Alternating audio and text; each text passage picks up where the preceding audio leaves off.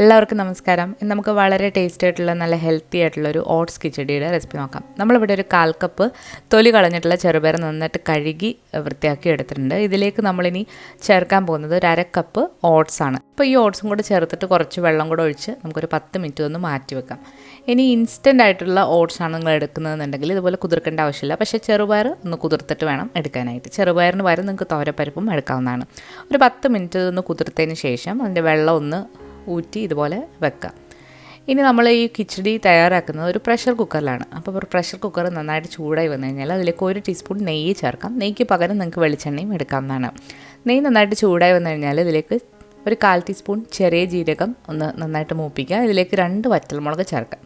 ഇനി ഇതിലേക്ക് നമ്മൾ ചെറിയ ഉള്ളിയും കുറച്ച് കറിവേപ്പിലയും കൂടെ ചേർക്കുന്നുണ്ട്. ചെറിയ ഉള്ളി നിങ്ങളുടെ ഇഷ്ടാനുസരണം എടുക്കാവുന്നതാണ്. ഇതിലേക്ക് എരിവിനാവശ്യമായിട്ടുള്ള പച്ചമുളകും കൂടി ചേർത്ത് കൊടുക്കാം. ചെറിയ ഉള്ളിക്ക് പകരം നിങ്ങൾക്ക് സവാളയും എടുക്കാവുന്നതാണ്. അപ്പോൾ ഈ ചെറിയ ഉള്ളിയും പച്ചമുളകും എല്ലാം കൂടെ നന്നായിട്ടൊന്ന് വഴണ്ട് വന്നിട്ടുണ്ട്. ഇനി ഇതിലേക്ക് നമ്മൾ ചേർക്കാൻ പോകുന്നത് മഞ്ഞൾപ്പൊടിയാണ്.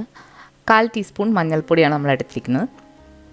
മഞ്ഞൾപ്പൊടിയോടൊപ്പം തന്നെ നമ്മളിതിലേക്ക് കുറച്ച് കുരുമുളകും കൂടെ ചേർക്കുന്നുണ്ട്. കുരുമുളക് ഒരുപാട് കൂടണ്ട.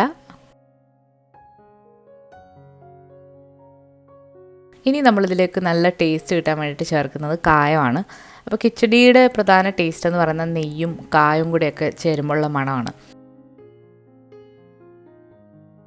നെയ്യ് വളരെ ഹെൽത്തി ആയിട്ടുള്ള ഒന്നാണ്. ദിവസം 1 ടീസ്പൂണെങ്കിലും നെയ്യ് നമ്മൾ കഴിക്കുന്നത് വളരെ നല്ലതാണ്. നെയ്യും അതുപോലെ കായും കൂടെ ചേർക്കുമ്പോഴാണ് കിച്ചടിക്ക് നല്ലൊരു മണം കിട്ടുന്നത്. അപ്പോൾ അതിൻ്റെ പച്ചമണമൊക്കെ ഒന്ന് മാറ്റിയെടുക്കാം.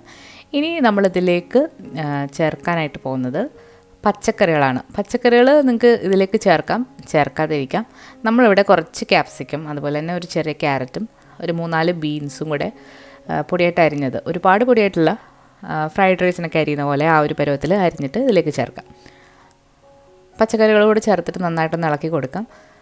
ഇനി ഇതിലേക്ക് നിങ്ങൾക്ക് ടേസ്റ്റ് ഇഷ്ടമാണെന്നുണ്ടെങ്കിൽ കുറച്ച് മല്ലിയിലും കൂടി ചേർക്കാവുന്നതാണ്. ഈ പച്ചക്കറികൾ ഇടാതെയും നമുക്ക് കിച്ചടി ഉണ്ടാക്കാം.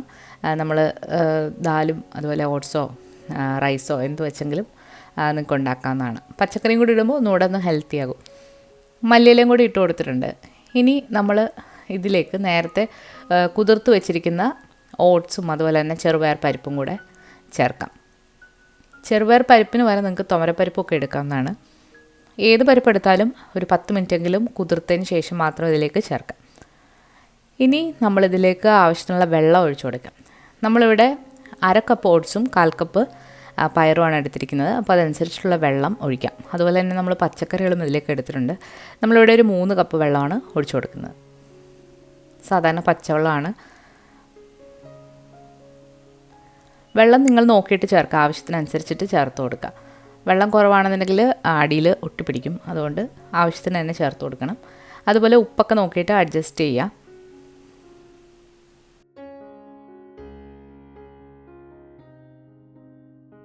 നമ്മൾ ഇന്നലെ ഒരു കംപ്ലീറ്റ് ആയിട്ടുള്ള മെനു അപ്ലോഡ് ചെയ്തിട്ടുണ്ടായിരുന്നു, ബാലൻസ്ഡ് ആയിട്ടുള്ള ഡയറ്റ്. അപ്പോൾ ഒരുപാട് പേര് നല്ല കമൻസ് തന്നു. അപ്പോൾ കൂടുതൽ റെസിപ്പീസ് നമ്മൾ ഇനിയും അപ്ലോഡ് ചെയ്യുന്നതാണ്. അപ്പോൾ ഒരുപാട് പേര് ചോദിച്ചിരിക്കുന്നത് ഹെൽത്തി ആയിട്ടുള്ള ഡിന്നർ റെസിപ്പീസാണ്. അപ്പോൾ അതാണ് ഞാൻ ഡിന്നർ ഇന്ന് പോസ്റ്റ് ചെയ്തത്. അപ്പോൾ ഇനിയും വരുന്ന ദിവസങ്ങളിൽ നമ്മൾ ഹെൽത്തി ആയിട്ടുള്ള റെസിപ്പീസ് പോസ്റ്റ് ചെയ്യുന്നതാണ്. അപ്പോൾ എല്ലാവരും മറക്കാതെ കാണുക. അപ്പോൾ നമ്മൾ ഇത് ഇളക്കിയതിന് ശേഷം അടച്ചു വെച്ച് മീഡിയം ഫ്ലെയിമിലിട്ട് നമ്മൾ 1 വിസിലാണ് അടുപ്പിക്കേണ്ടത്.